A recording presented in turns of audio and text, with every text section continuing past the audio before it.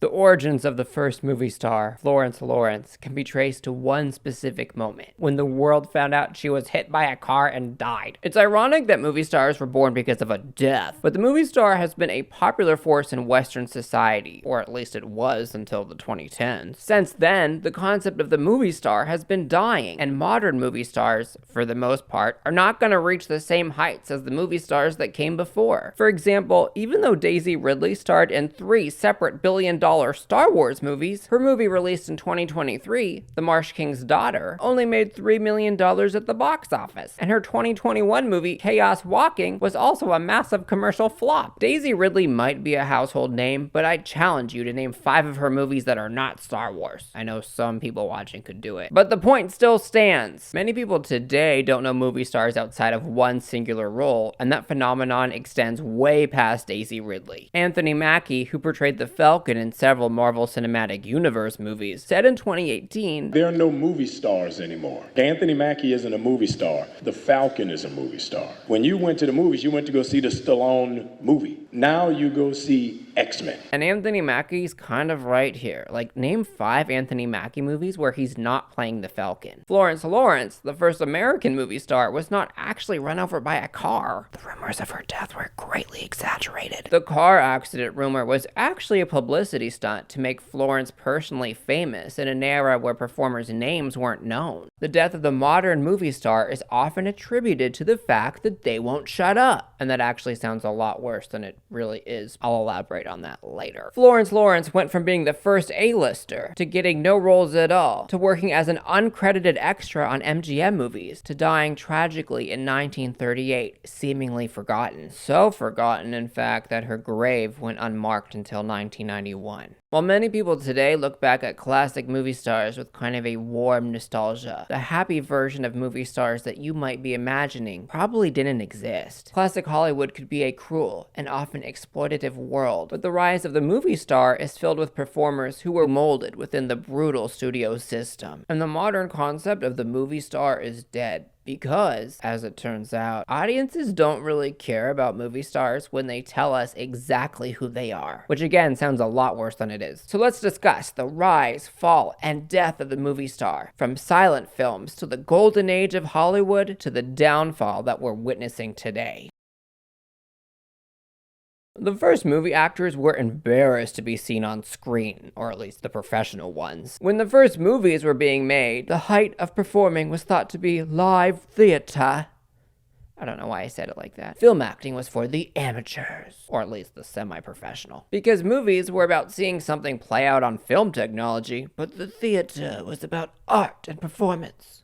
Their views, not mine. The first movies were silent movies with overdramatic acting segments followed by bursts of text, but work was work and money was money. So actors often did appear on film, but they didn't want to advertise the fact more than they had to. As in, they would do it, but they didn't want their name associated with it, even though you could literally just see them on the movie and know it was them. But between the years of 1907 and 1909, it said that public attitudes began to change. The movie business, as an actual industry, was born during these years, and movie production began to scale up and actually become more professional. The lack of movie credits before 1909, however, was not because many actors were embarrassed to be seen on film or whatever. It was actually a business decision from the studios. Movie studios wanted to make movies for as cheaply as possible, which meant they wanted to pay actors as little as possible. And studio executives thought that if an actor's name appeared in credits, that actor would begin to feel more important and demand more money to appear in movies. Even though the screen actors on film were unnamed, the public began to recognize familiar faces because a lot of performers would appear in movie after movie. And people began to pick out their favorite performers. The earliest movie credits still did not list the performers' names, but the general public was getting very curious and wanted to know who exactly they were watching. So, the public made up their own names for the performers. Florence Lawrence, who appeared in a number of Biograph Studios movies, became known as Biograph Girl to the general public. And after the general public wanted to know who she was, a different idea emerged on the business end of the movie industry. It was thought that maybe if the general public knew a particular performer was going to be in a movie, they would go see that movie and the movie would make more money. The birth of the movie star was wasn't about performers gaining recognition for their craft. It was about movie studios being able to market their movies better. The Independent Moving Pictures of America convinced Florence Lawrence to work with them after she was fired from Biograph Studios for trying to contact outside studios to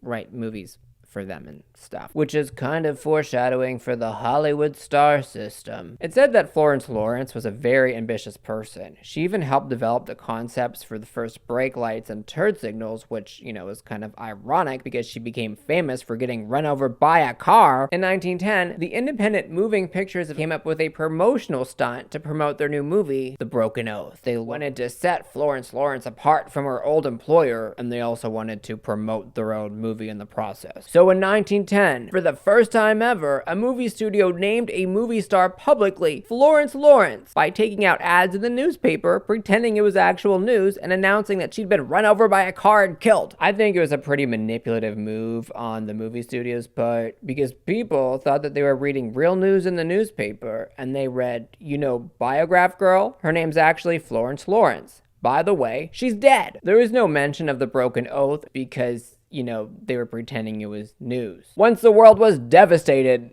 or whatever, and everybody knew that Biograph Girl, aka Florence Lawrence, was dead, a second ad was taken out in the newspaper. But this ad was a little bit different. This one told the public that Florence Lawrence wasn't actually dead, and she had a movie coming out called The Broken Oath. I feel like it's an unethical publicity stunt, but it definitely got people talking. We're talking about it now. From that point on, movies starring Florence Lawrence were advertised as starring Florence Lawrence, which allowed them to sell more tickets. And audiences wanted to see her pantomime. And soon after, other studios began advertising their own stars, like Mary Pickford, and later, Charlie Chaplin. Studio executives had been right, though. By naming movie stars publicly, the movie stars themselves began to demand more money for their performances. And that was not ideal, I guess, for the executives in a money-making environment. But studios realized just how enamored the public could become with actors, and how valuable the concept of a movie star could be when promoting movies.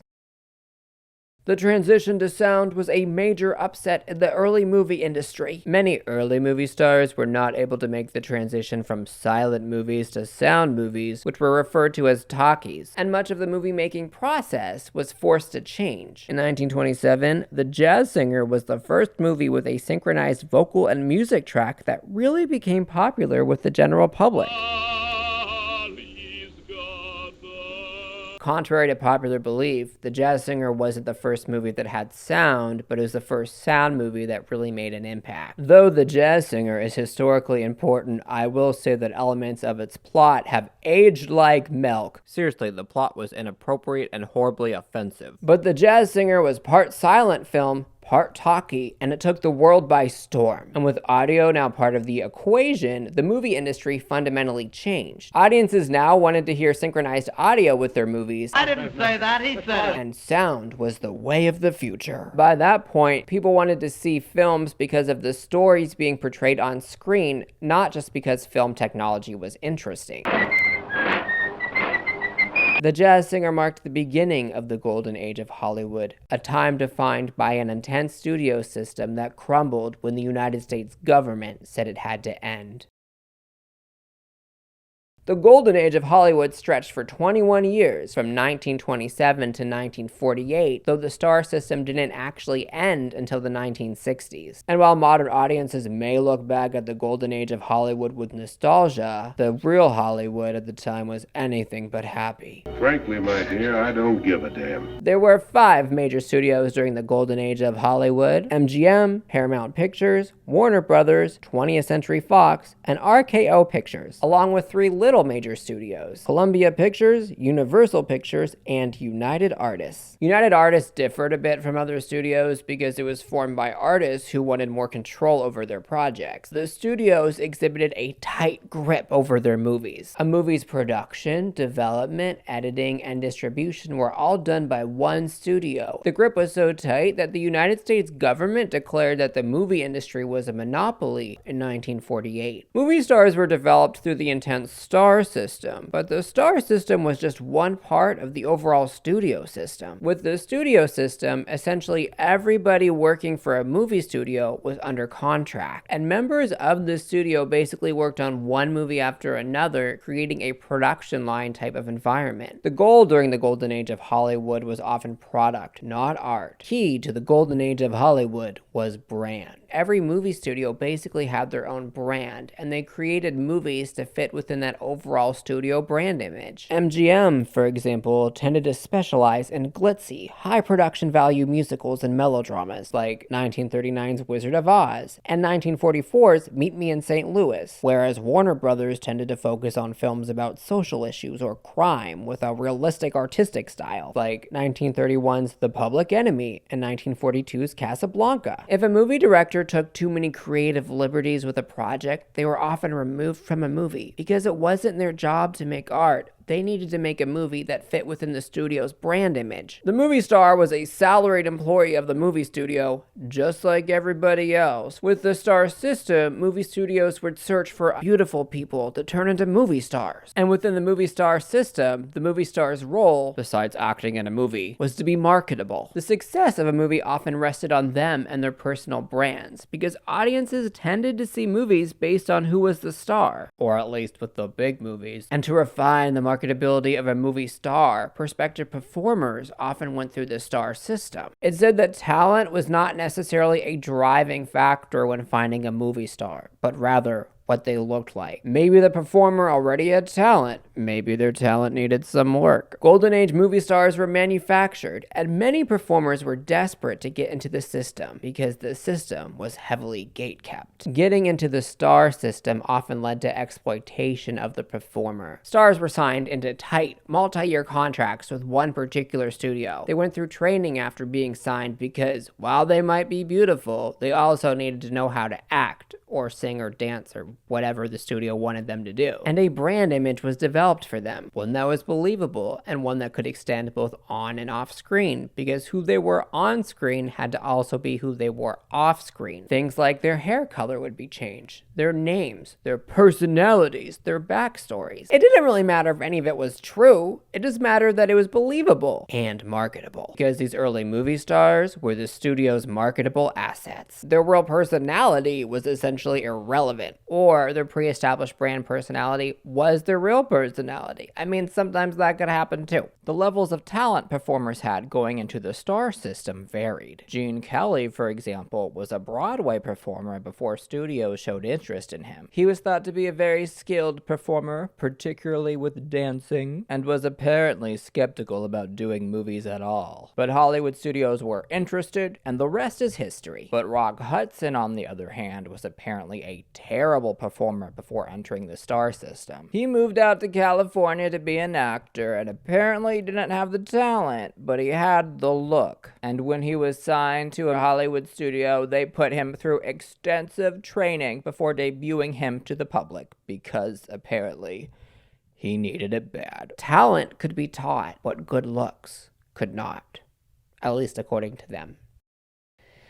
Let's address the elephant in the room. I would have never, and for the purposes of marketability, movie stars needed a brand image. One which would encourage members of the general public to buy a movie ticket. Miss Monroe wears a short, tight-fitting evening dress molded to the figure with the popular V neckline. And without a lot of information publicly available, movie studios could spread whatever information they wanted to about a star through mass media. Backstories about their lives, for example, could be completely fake, or at least exaggerated, and the truth could go unchecked. Take Judy Garland, for example. She was born in 1922 as Frances Gumm and was a prominent actor in classic Hollywood. She once said, "Not many of us have the names or identities we were born with. I don't associate Frances Gumm with me. She's a girl I can read about the same way other people do. I, Judy Garland, was born when I was 12 years old." With the help of her mother, Frances rebranded herself as Judy at age 12, and she signed a 7-year contract with MGM at age 13, where her skills were further developed. When Judy Garland started at MGM, the movie star image assigned to her was the girl next door. Starting at 13, her training sessions began in the morning, which were followed by school, performance lessons, and film shoots. As a child, her work lasted several hours, often lasting reportedly till 5 in the morning sometimes. When she turned 16, MGM decided they wanted her to look as young as possible to play Dorothy in The Wizard of Oz. To make her young and small, MGM put her on a liquid diet of soup and coffee, diet pills, and made her smoke 80 cigarettes a day to achieve the exact look they wanted for Dorothy. And at the end of the day, reality was awful. The perceived innocence of Dorothy in The Wizard of Oz has become a pillar of the golden age of Hollywood. Just because a performer signed a contract with a movie studio didn't mean that they were going to be a movie star. Performers usually started out with smaller roles and then had to work their way up through the ranks. And the successful few, the movie stars, would be promoted all the way to the top, to the leading actor on a big movie. But even if a movie star's movie made a lot of money, golden age movie stars were salaried employees of a movie studio. Depending on a movie star's contract, they probably didn't see any additional financial compensation for being part of a hit movie, because they, like everyone else at the studio, were a piece of the machine. The star system only worked because information was tightly controlled by studios, and that tight control led to the personalities that we still associate with classic movie stars today. Now, paparazzi often harass or stalk modern movie stars, and the more scandalous the story, the better? Or, just in a general sense, movie stars are now free to really express themselves however they want, for better or worse. I just mean that it's no longer 1937. But during the golden age of Hollywood, movie stars were contractually obligated to act certain ways in public, and press tended to be respectful and propped up their brand images. Did you ask for glamour? Well, Hedy Lamar's here, but darn it, with her husband, Gene Martin. Female movie stars, for example, had to wear a full face of makeup whenever they left the house, and male movie stars always had to appear as the perfect gentleman, and of course, they had to perpetuate their brand image in public. Because if they didn't act correctly and broke their morality clause, there would be consequences. Like being traded to another studio for some roles and having the time that they were away added to the length of their contract. Or termination, or whatever. Sometimes movie studios traded stars for individual projects, but that's a whole different story. Paparazzi and press would be fed information from agents and movie studios to further a movie star's image. For example, single movie stars would be paired together up on dates. These dates were presented as real, but they often weren't. And the paparazzi would be tipped off to photograph their publicity stunt outings. The golden age movie stars, with morality clauses hanging over their head, often acted as perfect little puppets for their movie studios in ways that match their pre-established brand personality. And the general public during the golden age of Hollywood saw movie stars as untouchable, glamorous, and larger than life. A mystique arose around the movie star, one that's only really possible with limited access to information, one that can only result from tight control. But now, we often know too much about contemporary movie stars that don't make them appealing in the same way. Hi, I'm Brie Larson. Oh, God. I'm starting a YouTube channel. Why am I starting a YouTube channel? Great question.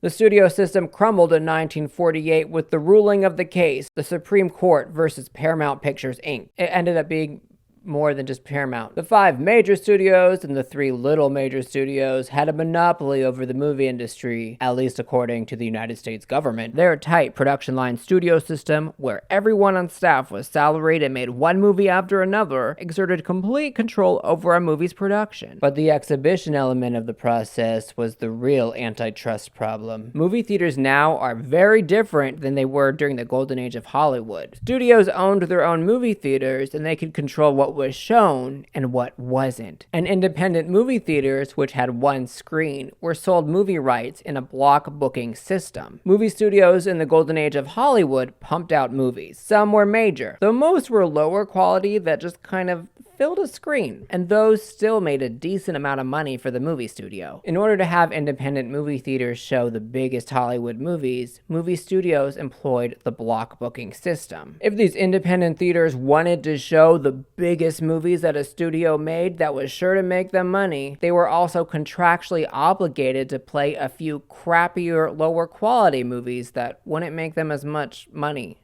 but the studio would still make money. And studios often grouped 4 to 5 movies together with contract blocks, with only one being a movie that the movie theater actually wanted to show. It was a take it or leave it kind of situation, and that might sound fine until you remember that movie theaters only had one screen. And with their screens tied up showing movies that less people wanted to see, independent movie theaters lost potential profits from showing more popular movies consistently. But studios benefited from the block booking system and having their less expensive and less mass appealing movies shown. And multiple screens were introduced as a concept a few decades later. With the block booking practices, independent movie theaters literally had no screen space for anything else, hence the monopoly. And all of this eventually trickled down to the star system. This is just a side thing. In case you're wondering about Disney, who was not a major or a little major studio during the golden age of Hollywood, they used RKO for distribution. In 1948, television wasn't a thing yet, so the only place to see a movie was really a movie theater. And the movie studios had movie theater screens locked down through block booking. The Supreme Court viewed this as an unconstitutional monopoly because competition was entirely controlled by the movie studios. So in 1948, the Supreme Court made the 5 majors and 3 little majors sign what became known as the Paramount Decree. Movie studios were mandated to separate themselves from the movie exhibition business, which meant that a movie studio owning a movie theater or selling movies in a block booking system was now illegal. Movie theaters had to then contract their movies for exhibition individually. And without a studio controlling every single aspect of the movie process, the entire industry changed fundamentally. The studio system dissolved, but the star system lasted until the 1960s. But eventually, everything changed, including how movie stars operated. Interesting to note, though, the Supreme Court reversed the Paramount decrees in 2020 when looking at outdated antitrust laws. Now, modern society has megaplexes, televisions, phones, and streaming services, and audiences aren't limited to seeing movies at their local movie theater that only has one screen. So the basis of which the Paramount decrees are based on is now irrelevant to society, so now theoretically a movie studio could own a movie theater. Will the Walt Disney Company or Universal Studios ever open up their own movie theaters? I mean, I doubt it, but that would be fun. Imagine Mickey Mouse serving you popcorn. In 1946, 60% of Americans went to the movie theater weekly, but in 1954, only 30% of Americans went to the movie theater weekly. Television gained popularity in the early 1950s, and entertainment tastes began to change. People could watch something without leaving their home. And with the Paramount decrees fundamentally changing the movie-making business and competition arising from TV networks, the movie-making business entered a free-fall period of sorts. Basically, the 1950s was a really bad time for movies because a lot of people were kind of like, why go to the movie theater when you can just watch TV? You just can't get back on your feet, and you want to strike back at somebody, anybody. Let her roll! After the Paramount decrees were signed, there was an elongated crumbling of the old systems, and it took years for the pre-established production processes to change. There was a rise of one-off contracts with personnel being contracted to a specific movie instead of an employee of the studio, working on one movie at a time instead of working on multiple movies at once in a production line type of setting. But for the movie stars, the star system continued as it had been, for the most part. But the studio system and subsequent star system petered off in the 1960s. Elizabeth Taylor, for example, was one of the last movie stars part of the star system. She signed with MGM, eventually extending contracts until hers expired in 1960. At that point, she didn't renew as an MGM employee as the star system was dying, and instead was an independent performer moving forward. Elizabeth Taylor negotiated a $1 million contract with Fox for 1963's Cleopatra, which was an unprecedented wage for a movie star at the time, and went on to make movies with whatever studio she saw fit for the rest of her career. In the June 10th, 1957 edition of Life magazine, they published an article calling the 1950s the horrible decade of Hollywood. They wrote, "It was the unparalleled last 10 years that did the empire in." I don't know why I used that voice. I kind of like it though. "In one fell decade, Hollywood was knocked down by TV, kicked in the jaw by a court order that broke up the profitable monopolistic alliance between the theater chains and the studios, and at last but destroyed by an upheaval in American recreational habits. No one said, 'Let's go to the movies' anymore,' one producer explains. Going to the movies became a Going to the movies became a premeditated crime.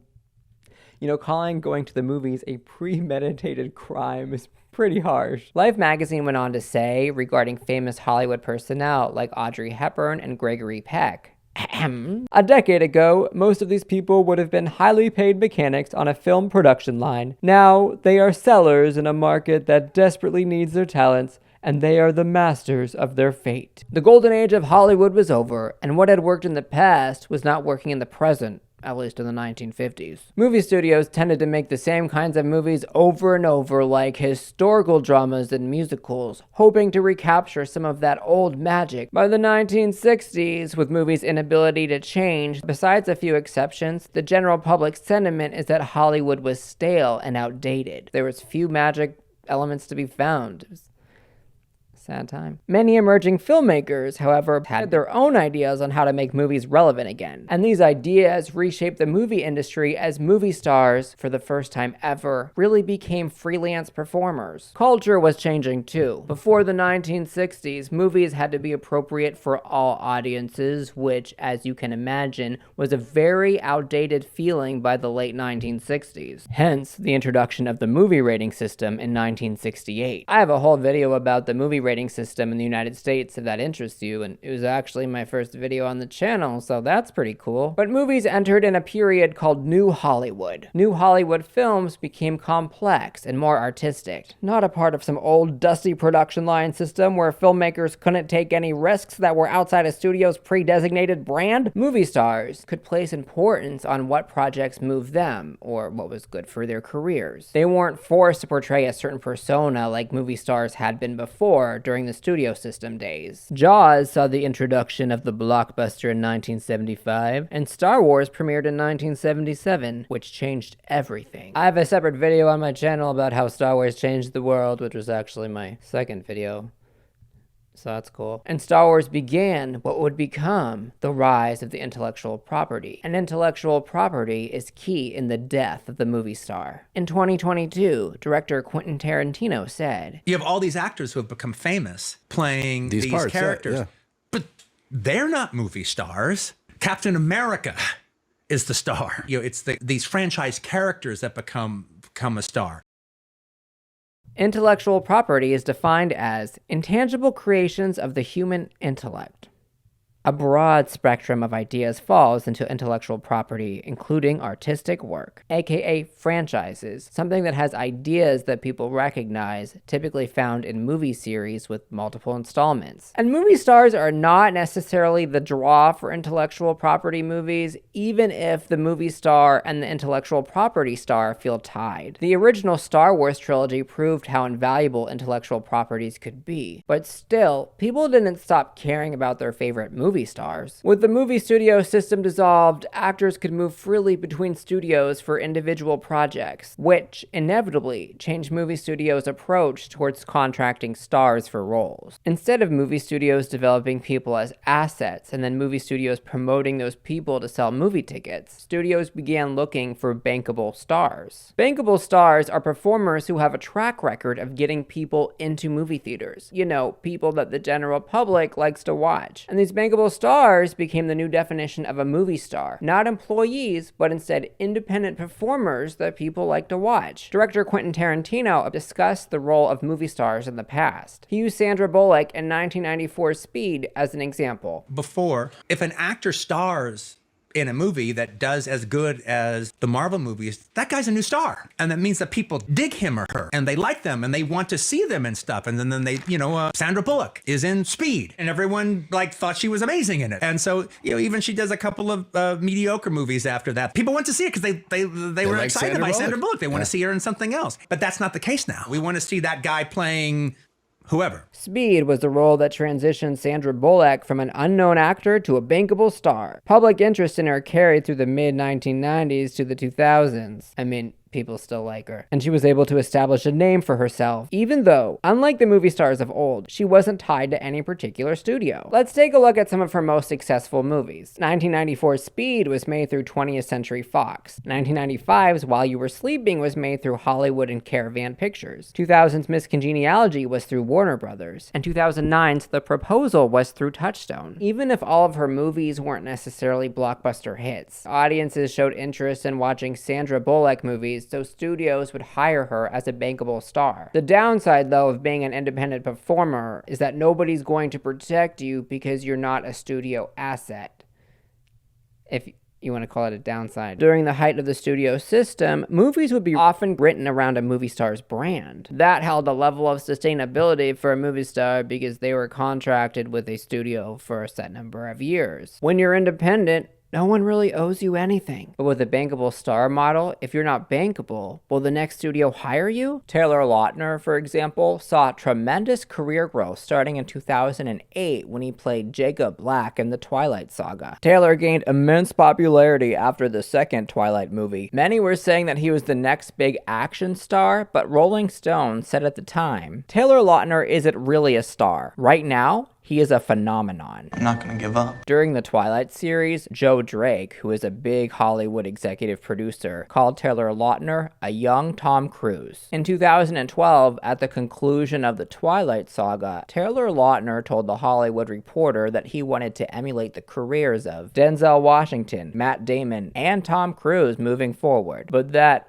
obviously never happened. The 2011 action film Abduction, where Taylor Lautner was able to play a leading action hero, underperformed at the box office. He wasn't given another action role until 2015's Tracers, which also didn't do great. Even though Taylor Lautner had great success within the Twilight Saga, it seems that nobody was too interested in seeing him outside of the role of Jacob Black, which is part of an overall franchise movie star phenomenon that emerged in the 2010s, which we will definitely talk about later. But after Abduction in 2011, it seems like many studios thought he wasn't a bankable star. And because he was an independent performer, nobody else apparently hired him, and he did not have a career like Tom Cruise. Who's hired to star in a movie is all about marketability and target audience. Barry London, a former executive at the motion picture group of Paramount, told The Observer about casting movie stars in the 1990s. When looking for an actor for a big project, you would look at the budget of a movie and the concept of the movie, and then you'd look at the audience for who the movie was. If the movie was for older men, you weren't going to put Alicia Silverstone in it and lean on that marketing. The tenor of the movie and who it was for would help determine the cast. While the specifics aren't necessarily public knowledge, it's said that many studios determined a performer's Q score before deciding if they should hire them for a role or not. The Q score quantifies a performer's familiarity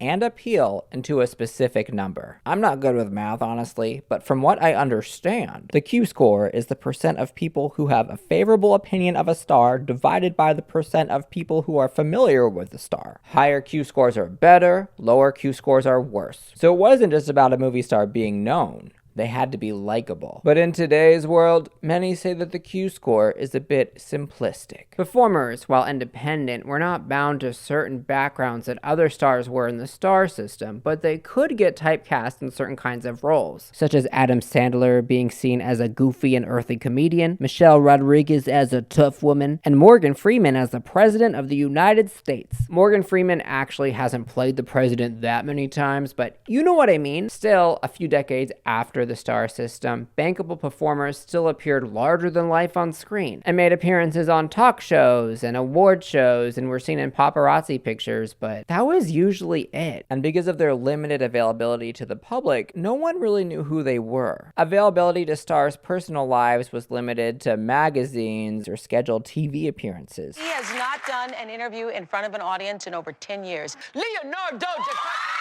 Which differs to the age of the internet, when you can wonder what a star is up to and then just search them in Google and get whatever on your screen. Movie stars are a lot more accessible now than they were in the past. In the 80s, 90s, and 2000s, movie stars' real lives still remained a mystery to most people. And since they could be anyone and were playing various characters, they had the potential to appeal to everyone. But that mystique died when movie stars started expressing their own genuine personalities.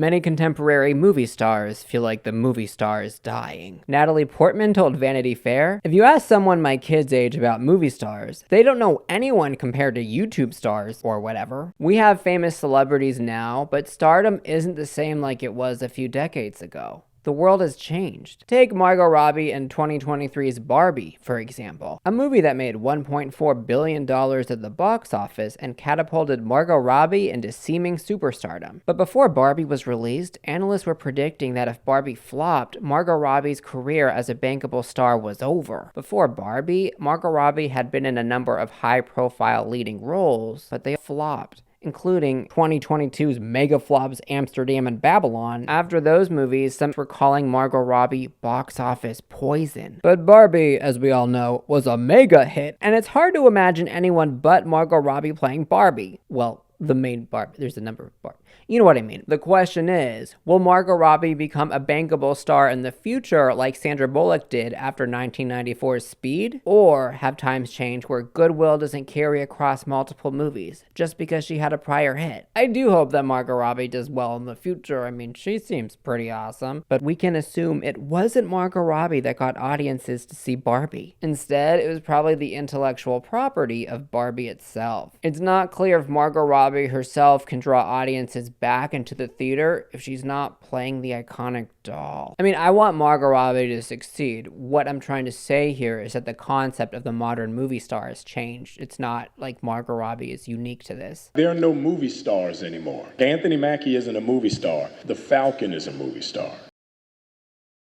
There are three things that seem to have led to the decline of the movie stars since the 2010s, and two have to do with the spread of information. The first element is reviews and word of mouth. During the golden age of Hollywood, movie stars themselves were often the draw for audiences, and not necessarily the films. A lot of people would want to go and say, see the newest Humphrey Bogart movie, for example. It didn't necessarily matter what that Humphrey Bogart movie was. And information about the quality of the films was limited, at least compared to the amount of information that we have now. As time has progressed, movie reviews have become more important to audiences when determining what movies to see or skip. Rotten Tomatoes is a website that looks at movie reviews and assigns a freshness score by determining what percentage of reviews say an audience member should see a movie and then giving it that percentage in a freshness score. The higher the percentage of its freshness score, the better audiences tend to believe the movie is. And while in the past few years there's been some questions on the legitimacy of some of the reviews on Rotten Tomatoes, the power of Rotten Tomatoes still stands. According to the National Research Group in 2018, half of all consumers look at Rotten Tomatoes before determining if they should buy a movie ticket or not. 82% of people are more inclined to buy a movie ticket if the movie's been deemed fresh, where 2/3 of people are more hesitant to buy a movie ticket if it gets a low Rotten Tomatoes score. There's also an audience score, which determines what percentage of audience members would recommend a film, but the audience score is not taken into account with the overall freshness score. That is based on critical reviews. Up until a few years ago, the critical and audience scores on Rotten Tomatoes were pretty even. Now sometimes they don't match, but in general, Rotten Tomatoes is still powerful. There's been some audience and critical disagreements in the past, but now it seems to be a lot more prevalent. Film criticism has always been a thing, but in the past, when moviegoers would rush to see the latest Will Smith summer blockbuster, like in the 90s or 2000s, it was up to a user to figure out what review they wanted to follow. But with Rotten Tomatoes, all of the critical review scores are essentially compiled into one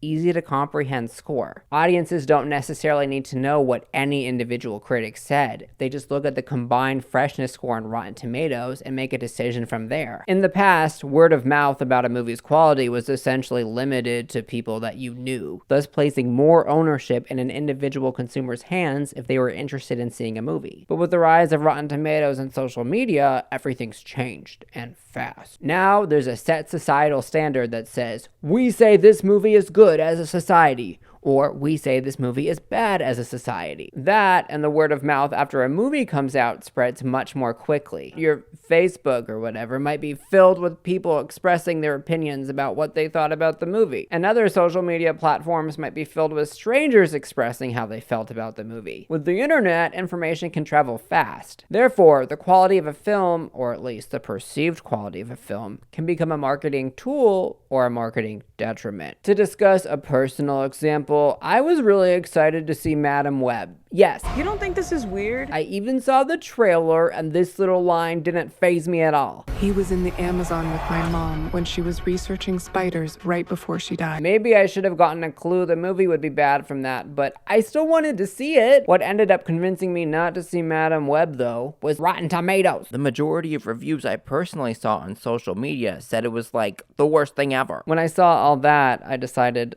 not to go see Madam Web. If Rotten Tomatoes hadn't existed though, and I hadn't seen others' opinions on social media, I'm not gonna lie to you, I probably would have gone opening weekend, and then realistically, I probably would have been very disappointed. I'm sure you can trace examples like this with your own life too. Like maybe you were convinced not to see something because everybody said it was bad, or maybe you were convinced to see something because everybody said it was good. We may like performers from previous things we've seen them in, but Dakota Johnson and Sydney Sweeney are not going to get me into a movie that got 12% on Rotten Tomatoes. The second general reason that movie stars are declining is the rise of intellectual property. Ben Fritz, a reporter who previously covered Hollywood for the Wall Street Journal, said, in the past, the studio would start with Will Smith or whomever and try to figure out the best vehicle for him. Now, they start with a piece of intellectual property they believe has value and then try to figure out who the best stars are for it, and whether it even needs a star or if unknown, low-cost actors are better. Intellectual property movies have been top drivers at the box office, and intellectual properties sold merchandise, which ended up being, in a lot of cases, much more profitable than the films were. But that's a whole other conversation.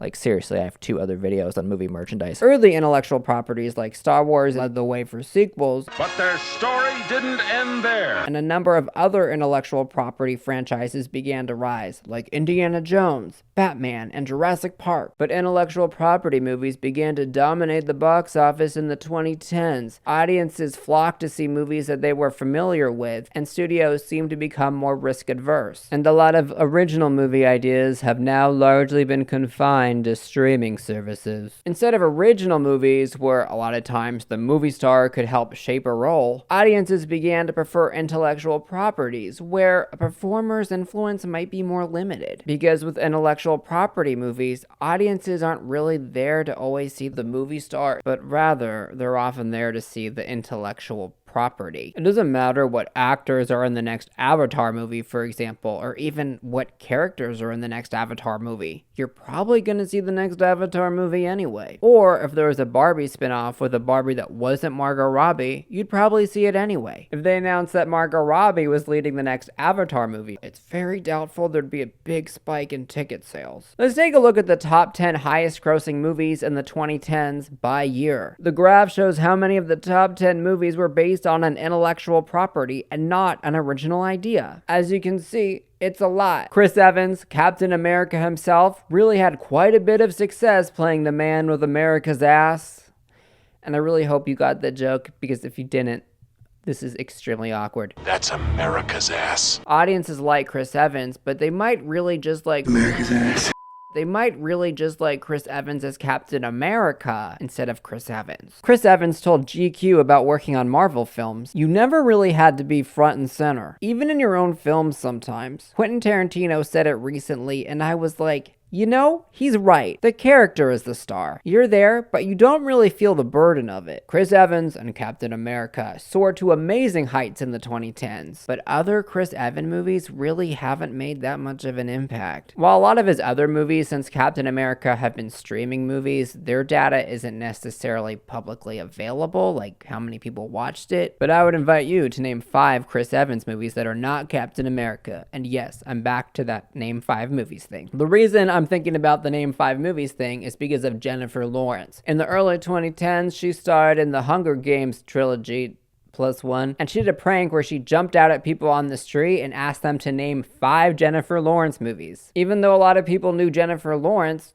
they couldn't really do it. Can you name 5 Jennifer Lawrence movies? Oh gosh, Now this was a prank intended to throw people off by putting them on the spot, but the point still stands. This is the worst day of my life. Can anyone name 5 movies I've been in? If you see somebody in a Tesla giving you the finger, that's me. It just kind of is what it is in the modern day. Chris Hemsworth, who played Thor, even told Vanity Fair in 2024, "Yeah, I'm part of this big thing, but I'm probably pretty replaceable. The climate seems to have shifted with what people look for in their movies. People aren't necessarily going to the movies to see their favorite actor anymore. They seem to be more interested in seeing the new Captain America movie who is played by Chris Evans, or Anthony Mackie." You have all these actors who have become famous. They're not movie stars. Captain America is the star. When you went to the movies, you went to go see the Stallone movie. Now you go see X-Men. You may be Captain America, but you're not Steve Rogers. You're right.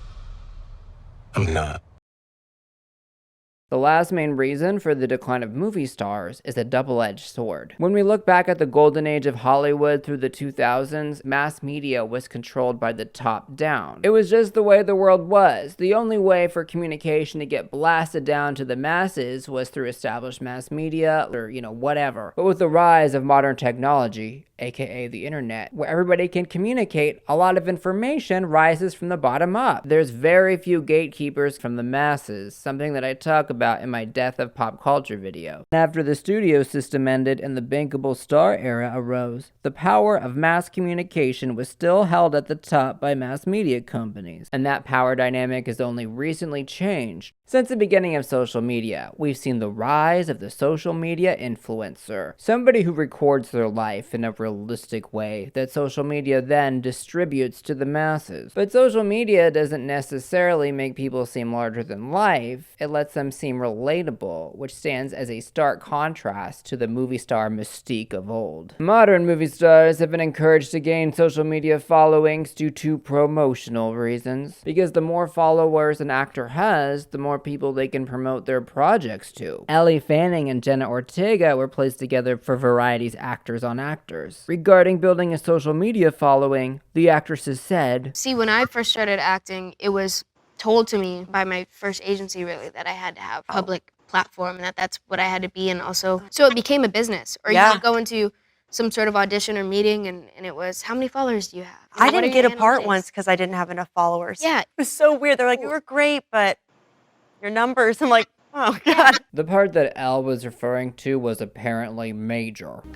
Is it true? Despite the fact she starred in the hit movie Maleficent as Princess Aurora, because apparently prior success at the box office doesn't actually mean that people like you if they don't follow you on social media. If a studio is looking for a bankable star, they're looking for somebody who can promote the project. In the past, studios kind of had to gauge a star's marketability power, but social media follower counts now serve as a very clear common metrics to judge everybody against. And while on social media, it's expected that you are authentic, or at least the format of social media lends itself to a level of authenticity, even though we all know that authenticity might not be entirely accurate. Whereas an actor in the 90s may have only had the opportunity to address the public on a talk show, or whatever, an actor now could theoretically be sitting in their kitchen at 2 in the morning and tweet how they feel about oranges. Clearly, we're not in the same world anymore. This has resulted in many celebrities taking to social media and telling us about their real lives to varying degrees. Some performers, like Beyonce, seemingly keep a very tight control on the type of content they post on social media, which creates a sort of mystique. Beyonce's brand image is one of glamour and creates the same kind of untouchable nature that classic movie stars had. Her brand image, social media, and her public appearances led many to idolize Beyonce in a way that often differs from many other performers today. You have a really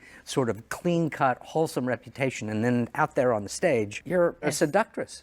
Okay, thanks. You're seducing the audience. Really, I don't think about it too much. I'm just free. I found that clip uncomfortable. I'm not gonna lie to you, and I don't think he should have asked Beyonce that. Even when asked about it, Beyonce has kept her brand image vague. I would have been pretty upset if somebody asked me if I was trying to seduce the audience. I'm not gonna lie to you. But nobody's asking me if I'm trying to seduce the audience, and if they were, the answer would be no.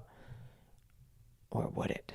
If we take a look at Beyonce's most recent pictures on Instagram, we don't really know who she is. We just know that she's kind of awesome. And because she's kind of awesome, she could be anything for anybody. But let's compare a performer like Beyonce to Tom Holland. Tom Holland, while starring in one of the highest grossing movies of all time with Spider-Man No Way Home, has taken a much more approachable strategy with his Instagram. Tom Holland has the glamour shots mixed in with phone videos and pictures of his dogs. Many performers take the Tom Holland approach to social media because being real is what's expected with social media, or at least a version of your real self. And inevitably, by sharing about their personal lives, even if through a filtered lens, the performers often lose the mystique associated with their name. What? With every unfiltered phone video or picture of his dogs, Tom Holland seems less untouchable and more relatable. And because Tom Holland is more relatable, he seems more like a real person named Tom Holland. On the concept of movie stars, Ana de Armas, who played Marilyn Monroe in the movie Blonde, told Vanity Fair, "I feel like the new generations don't have that concept. There's so much information out there and oversharing. The concept of a movie star is somebody untouchable that you only see on screen. That mystery is gone. Nobody's keeping anything from anyone anymore." The interesting thing is, regardless how any particular performer decides to portray themselves on social media, the entire concept of the movie star seems to have changed. There seems to be a general sense that movie stars are just regular people. Which, I mean, they are. And people have always known that movie stars are regular people, but, like, they're actually regular people. Regular people can be stupid.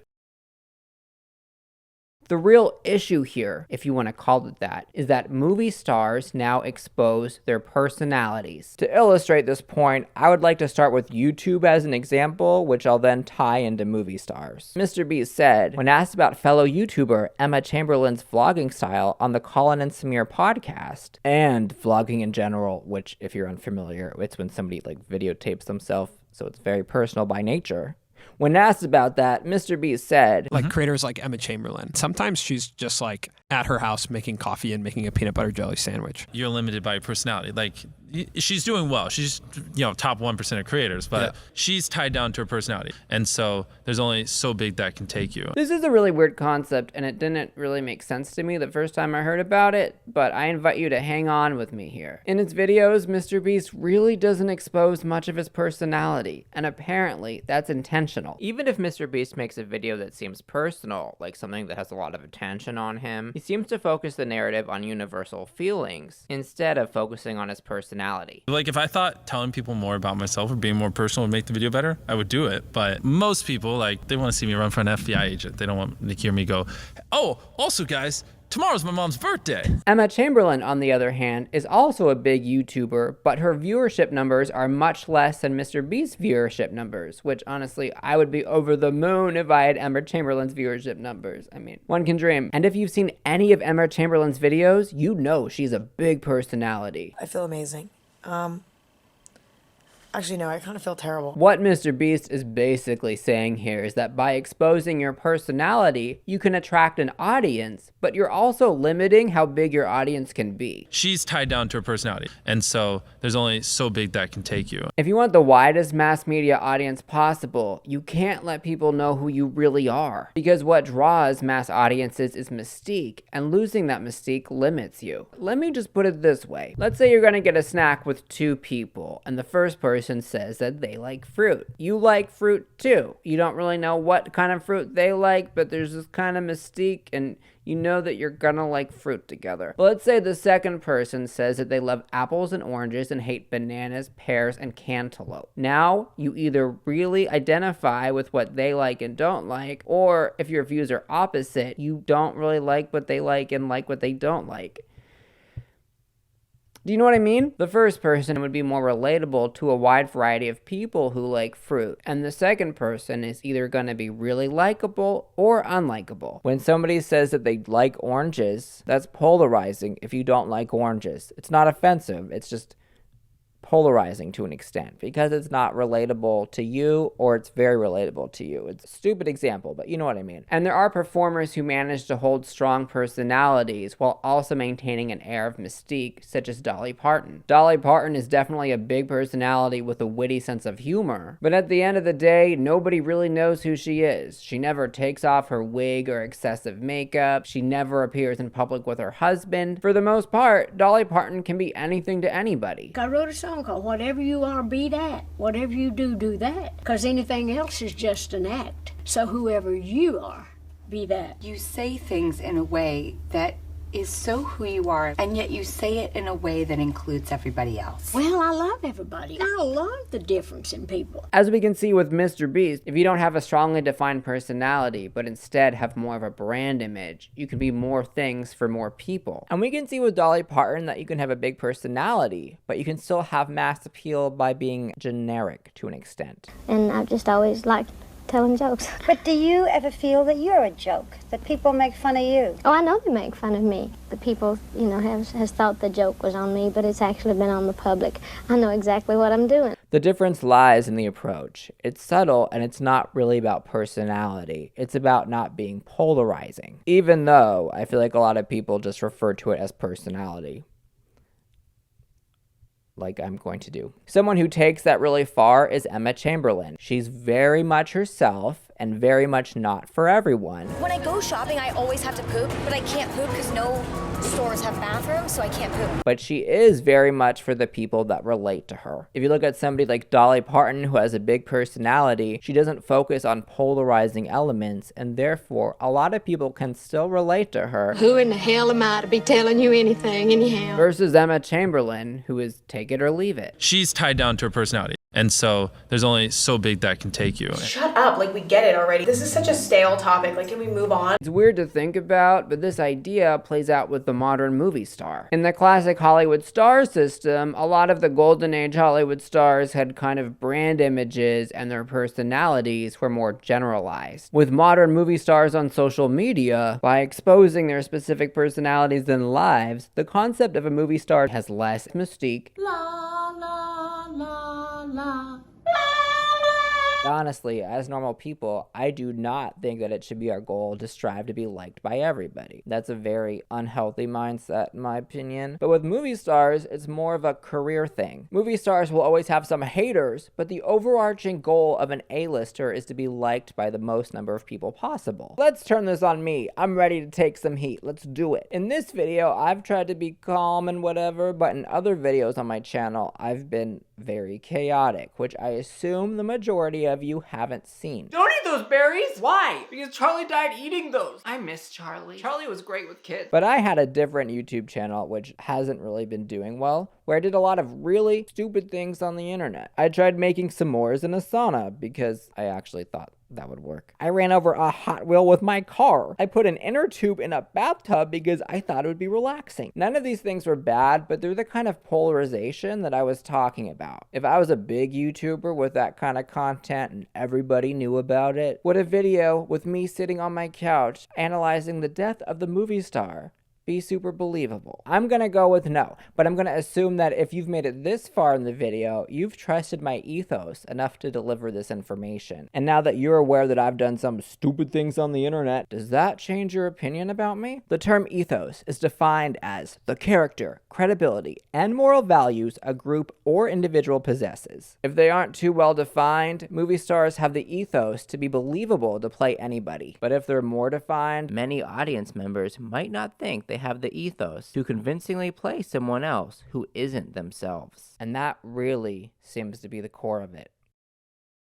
All three factors that I talked about combined in very significant ways. We can gauge general audience interest with movie stars with Oscar viewership numbers. The Oscars once had more cultural relevance in our society, but its popularity is dipping. Just take a look at the Oscar viewership numbers from 2000 through 2024. Viewership and public interest for Hollywood's biggest night is on the decline. Ricky Gervais even called out his fellow performers for oversharing during the 2020 Golden Globes, which Golden Globes, they're not the Oscars, but it still applies. If you do win an award tonight, don't use it as a platform. You're in no position to lecture the public about anything. You know nothing about the real world. Come up, accept your little award, thank your agent and your God, and it's already 3 hours long. You can interpret that clip several ways, but one thing is for sure. Attitudes towards movie stars are changing. I mean, are there still popular performers? Of course, but the nature of the movie star has changed over the last 100 years. But we might witness the actual death of movie stars with the rise of artificial intelligence and the decline of Hollywood as a whole.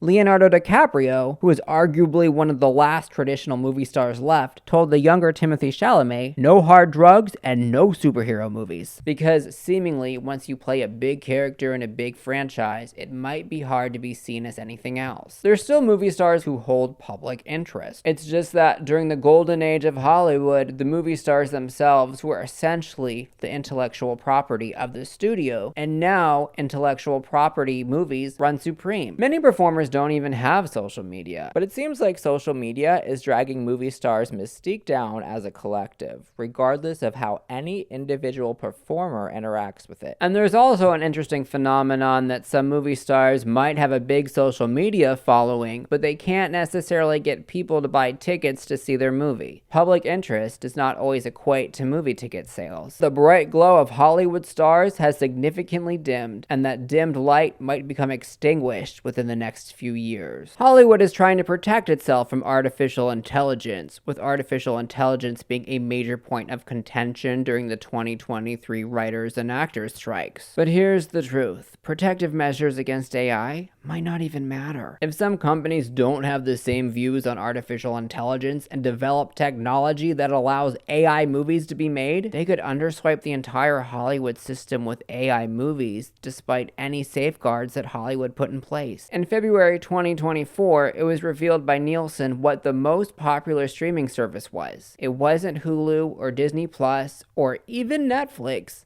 but YouTube. It's a bit surprising to a lot of people.